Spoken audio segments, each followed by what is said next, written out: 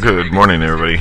Ladies and gentlemen, if you can hear my voice, it's between the hours of 3 a.m. 6 a.m. Monday through Friday. Reunion Bullhorn Pirate Radio, and we've been talking about all kinds of stuff. If you've have you heard the political class? We don't see many of them at Bungary Men. Here at Dark Rock City, we don't have a whole lot of politics. There's a mayor. A lot of you don't understand that. There's a mayor.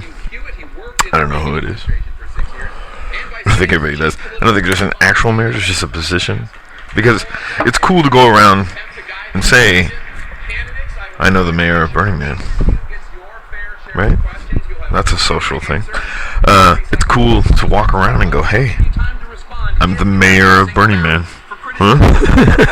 So these assignments of hierarchy are something interesting, because if you're the mayor of Burning Man, you're pretty much the lowest man on the totem pole. It's the participant who's barely at Burning Man, whose mind is still in the default world. That's the most important person at Burning Man. That's the person who has the greatest opportunity to make the quantum leap from default world participant to Burning Man participant. And how do you make the difference? Well, you realize that whatever you think about Burning Man is wrong, and make art. Just start making art. Make your art. Or help somebody else make their art.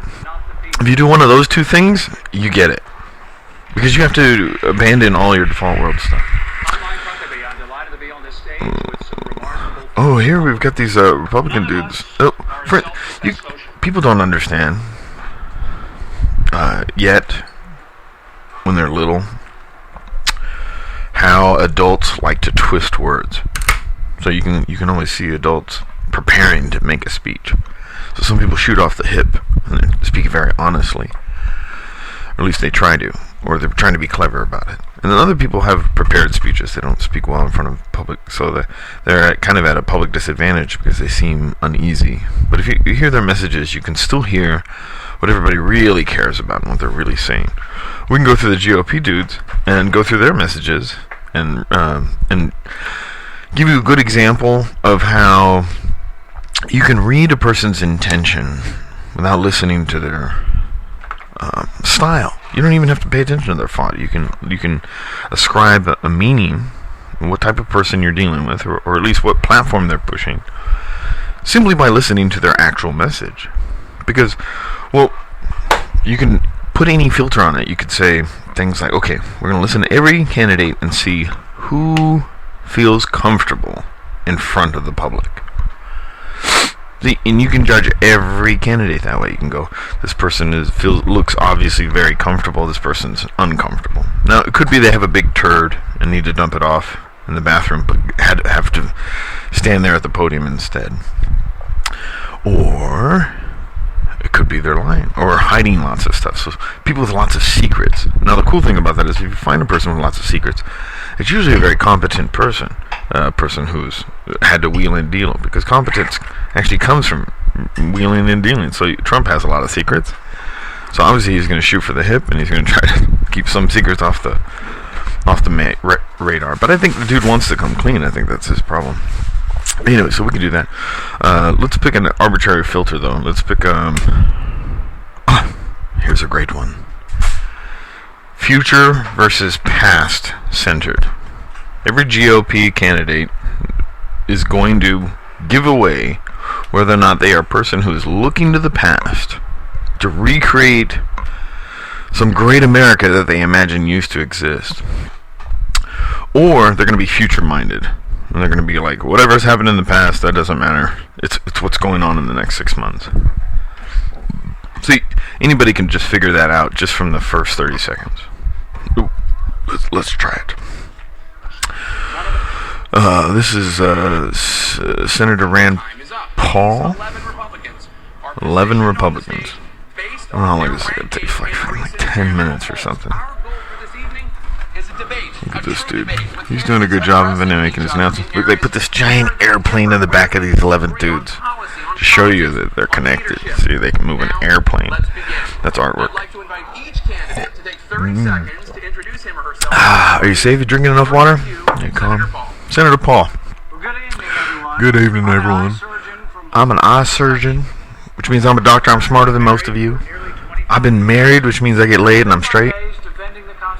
And I defend the Constitution as an eye surgeon. I think there's nothing more important than understanding that the Constitution restrains government. Understanding that Constitution restrains the government. So he wants to restrain the government. So that's his whole message. I'm not sure if he's a politician. This is Mike Huckabee, former Arkansas governor. None of us are socialists. None of us are under investigation. He's already coming out with the lies. He's addressing lies.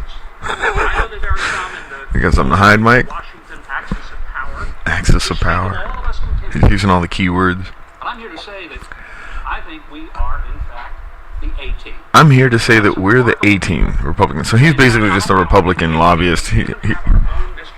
He hasn't even said whether or not the past is good or the future is good. He's just saying, I'm just delighted to be included as a Republican. Alright, that's Mike Huckabee. He's got no plan. Rand Paul wants to strengthen the Constitution. Huckabee has no plan. This is Mark Rubio from Florida. He's a proud parent of 4 children. His wife, straight. He's honored to be at the library. There he goes. He's doing the same thing that that other guy did. He's just kissing the ass of the GOP. It's a popularity contest with him. Oh, a drought. And he brought his own water in a recycled plastic bottle, which is why nobody's applauding. Ted Cruz from Texas.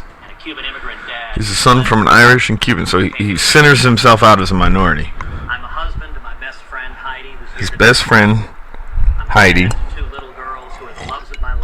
His marriage has been easy, and he's got 2 little girls, so he's invested emotionally. Stand up to career politicians. You know, criminals stand up to people too. That doesn't necessarily make you right. We can bring it back. Okay, so he's looking to the past. He's thinking of some grander day. He wants to bring it back. So he's not in the future.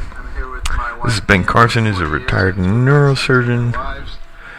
He's trying to speak honestly and sincerely. He's trying to look presidential. A good doctor, probably. The future. Oh, here we go. Now here's somebody who's interested in the future. So he's probably got his nuts in the game. He's thinking about his own self and everybody, all of us, and how we're all going to do. I'm grateful to be here with all of you again and welcome the addition of Carly Fiorina as well. Ooh, and he just gave Farina an endorsement because he knows he's going to lose his votes. That was impressive. There's Donald Trump. I wrote The Art of the Deal. I say not in a braggadocious way. I've made He's an author. billions of dollars dealing with people. Made billions of dollars dealing with people. And I want to put it to work. Rich again. So there he goes. He's looking towards the past. He's trying to reinstate some sort of grandeur the United States had.